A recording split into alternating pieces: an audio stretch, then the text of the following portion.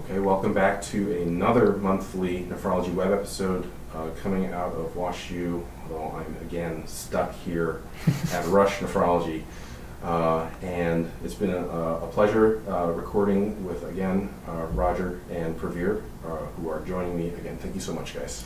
Thank you. All right, another tough case. If you thought the last one was rough, get ready for some drama here. So again, I want to make sure you guys are able to follow these guys on Twitter at Rodby and at @proximal_Baxi. I'll work on getting David Cimbaluk on Twitter. We'll see how that goes. Good luck. Yeah. All right, so here is the one-liner. 73-year-old Caucasian female with hypertension.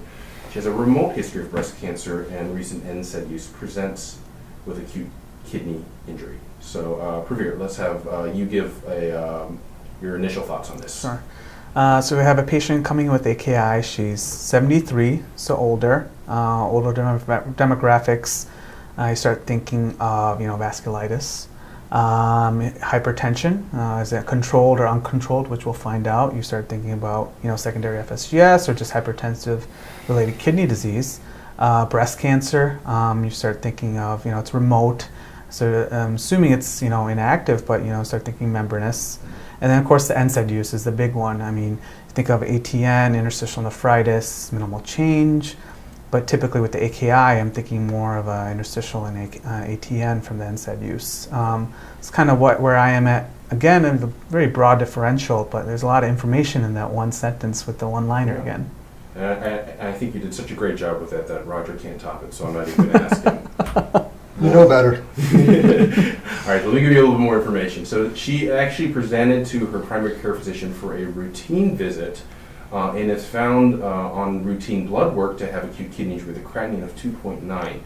Her creatinine 4 months ago was normal at 0.7. And she essentially denies any complaints when this is discovered. She says she feels well, no fevers, chills, weight loss, joint pain, cough, shortness of breath, edema, or upper respiratory symptoms, and she has no gross hematuria or recent changes in medication, at least prescription medication. However, she does say that she has been having headaches and has been using Excedrin about once a week. We just had to look it up again to confirm. Excedrin is a combination of a Tylenol, aspirin, and caffeine. So that's that history. I'll give you a little bit more past medical and I'll ask you for your more thoughts. So the history on the breast cancer, Pravir's made a great point about membranous being associated with solid tumors. Her cancer history is that she had local breast cancer status post lumpectomy and radiation 10 years ago. Her high blood pressure is well controlled. You can see her medications there. She's just on Norvasc and Toprol for those. She has some reflux and osteoarthritis. In addition to the Norvasc and Toprol, she takes the Excedrin, like I mentioned. She is also on PRN Pepcid and takes vitamin D 2,000 units a day. Her family history is significant for a sister who actually had renal cell cancer and nephrectomy, and a mother with chronic kidney disease but not on dialysis. Her social history is she is widowed and she does not smoke, drink alcohol, or use any drugs. On exam, she looks very well. Her blood pressure is 133/63, normal heart rate, normal temperature, normal oxygen saturation, and essentially a normal exam. In fact, she looks very healthy for a 73-year-old.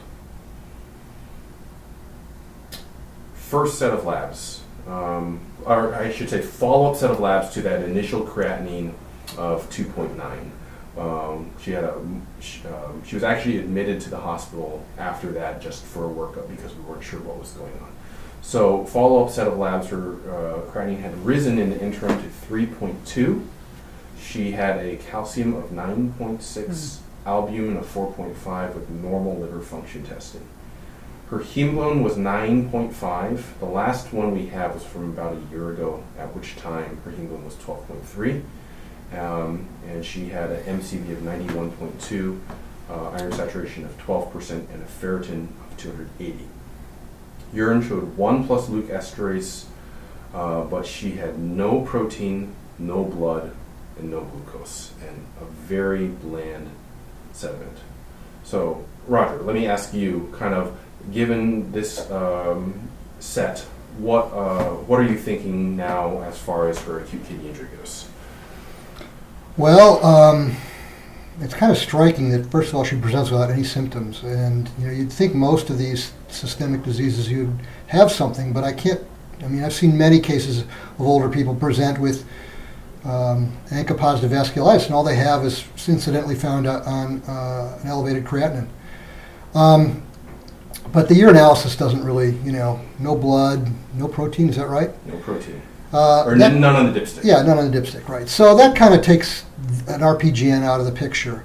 Would make me think more about an interstitial disease. She has GERD, but she's not on a PPI, right? She's just on H2 blocker. H2 blocker as needed. Yeah, so that's not really there. The non-steroidal history doesn't turn out to be the non-steroidals I'm thinking about. It turns out to be a little Excedrin, right? And, I think that'd be unusual. Typically, the AKI that we see is associated with what I would call true non-steroidals, ibuprofen, et cetera.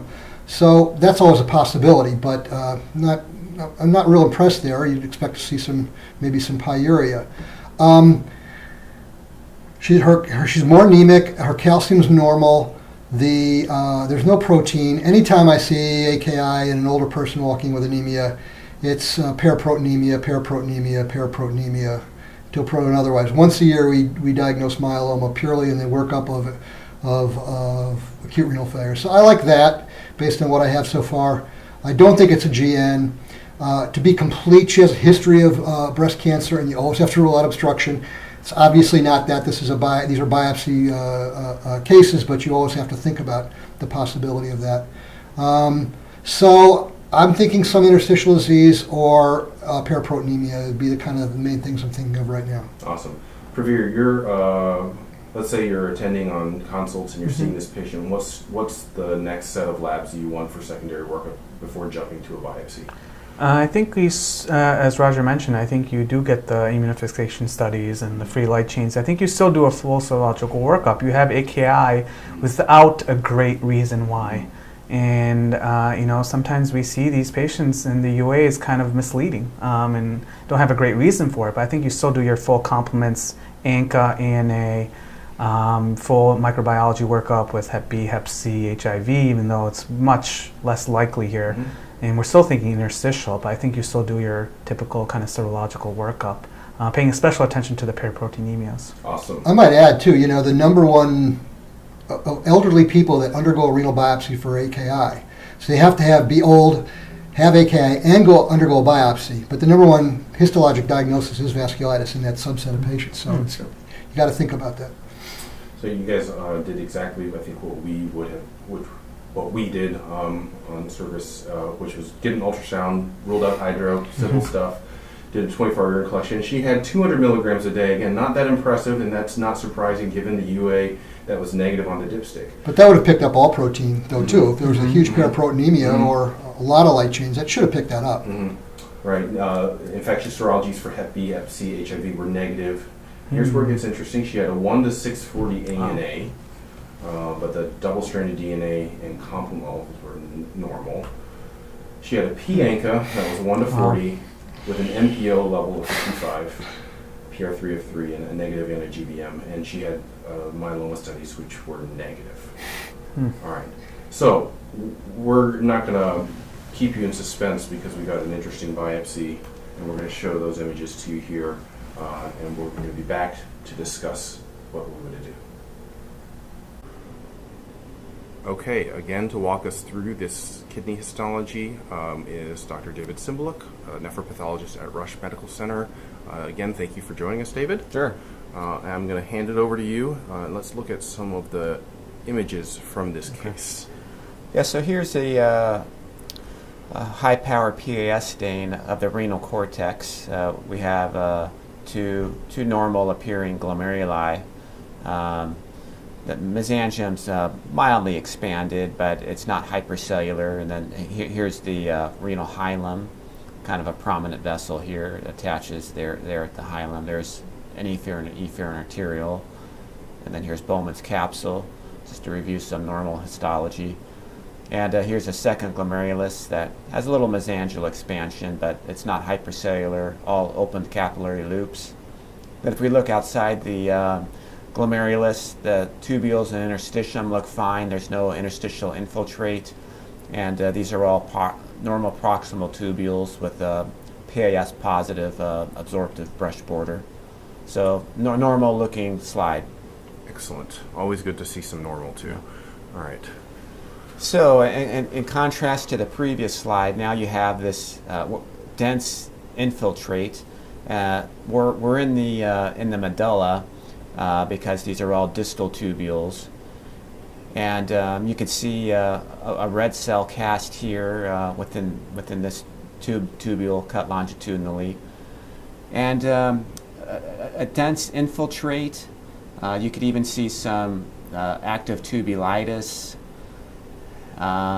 So we have evidence here of severe interstitial inflammation. Okay. Yeah. And you brought up something which I think is important. So how can you tell a distal tubule from a proximal tubule on histology? Well, in the distal tubule, the nuclei are more crowded. They're right next to each other, and there's more cytoplasm to the cells in the proximal tubules. Okay. Yeah. Okay. Excellent. Yeah. So here we're in the medulla also with distal tubules, and we have again dense interstitial inflammation, so an interstitial nephritis, and then we have this kind of vague round spherical structure. This is a granuloma. A granuloma is composed of a modified histiocyte called an epithelioid histiocyte. So these are the cells with kind of abundant cytoplasm that are kind of merging together. Some of the nuclei are spindled, and then there's a sprinkling of lymphocytes as well. So we have a granulomatous interstitial nephritis. And when we're dealing with an interstitial nephritis, what a lot of people always ask is like, oh, do you see eosinophils? So these look to me to be lymphocytes. Yes. Yeah. So far, have you seen eosinophils in this? No, I haven't seen any eosinophils yet that I can point out to you. Okay. Yeah. All right.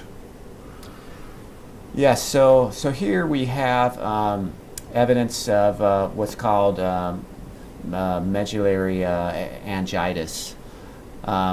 You have extravasated red blood cells that are leaking out into the interstitium, and you have neutrophils as well. So neutrophilic infiltrate, and then you have some charectic debris, so that's nuclear dust or nuclei that are breaking apart, so little cell fragments.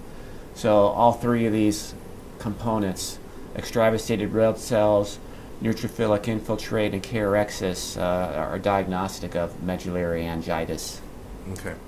And again, like if you are just looking at this and say, oh, I see eosinophilic structures, those are not eosinophils, those are red cells hemorrhaging into the interstitium. Because they don't have a nucleus, and an eosinophil has a granular cytoplasm. Yeah, you could see the red granules within the eosinophil. Okay. One more image. Yeah. So again, more medullary angiitis here. You could see, the little capillaries have ruptured. You have spillage of red cells into the interstitium, and you have an infiltrate of lymphocytes and an occasional neutrophil. So here's the three lobes to the nucleus, and some nuclear dust, charectic debris. So medullary angiitis. Okay. IF and EM are not remarkable, so I'm not showing them. It was a posse-immune negative IF pattern, or not pattern, but absence of any immune complexes. And same with EM, there was no deposit seen.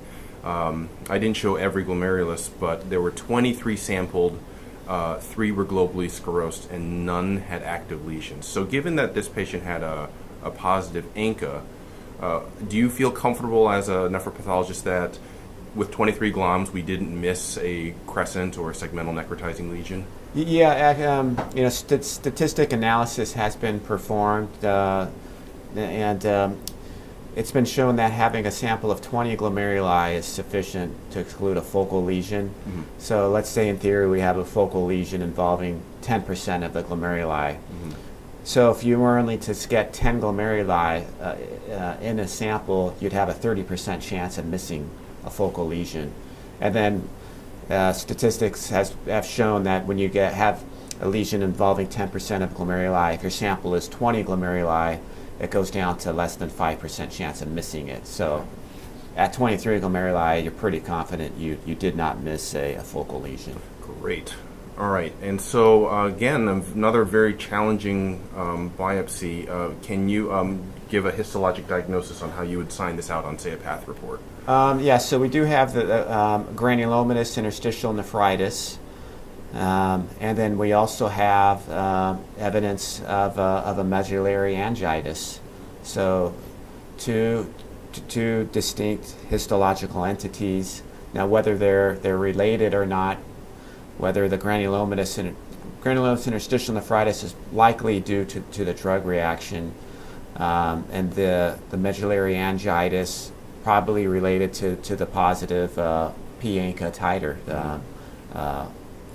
microscopic polyangiitis. Yeah. So, but in the absence of glomerular disease, that's pretty unusual. Although we'll talk a little bit more. It has been described. So that's exactly how this was signed out as well. Was granulomatous interstitial nephritis with a medullary angiitis without evidence of immune complex staining. Okay. We'll pass it back over to the clinical nephrologist to talk about treatment and what they would do in this case. Thank you again, David. Okay, thank you.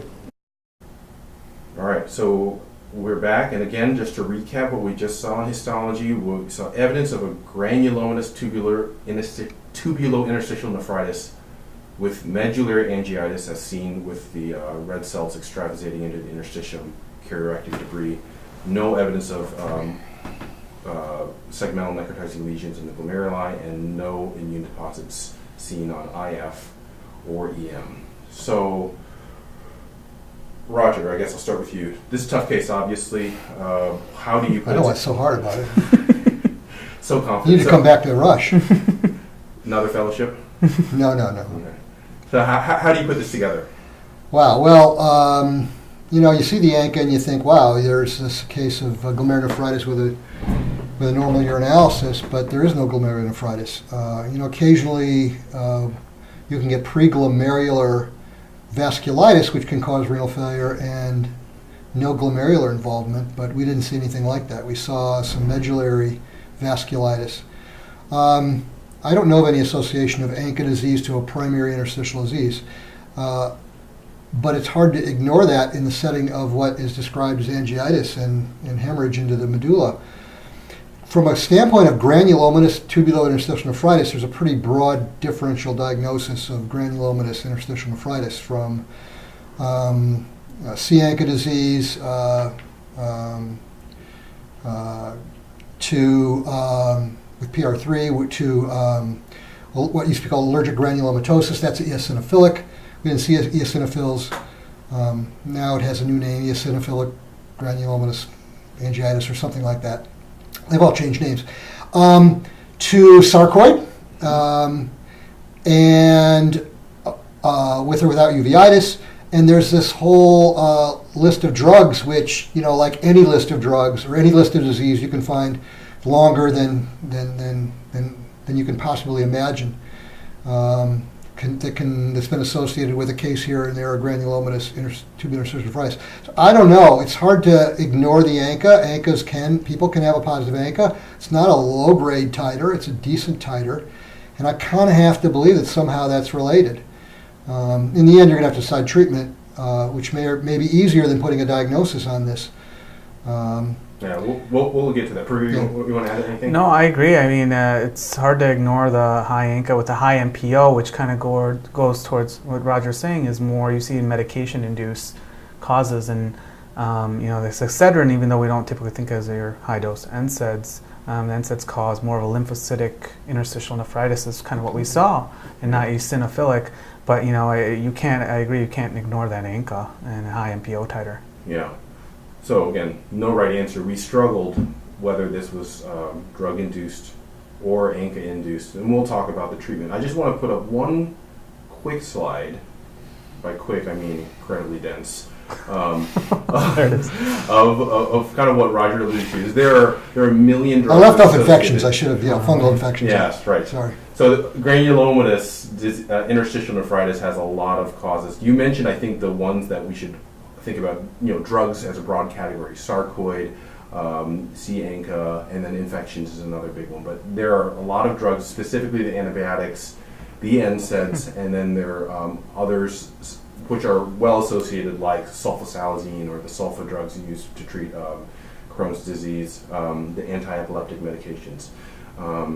And I recently saw a publication where there was a Crohn's disease patient who had inflammatory bowel disease who actually had a granuloma within the kidney too, which is almost like an extra GI, I don't want to say extra gastrointestinal granuloma, and it just happened to be in the kidney.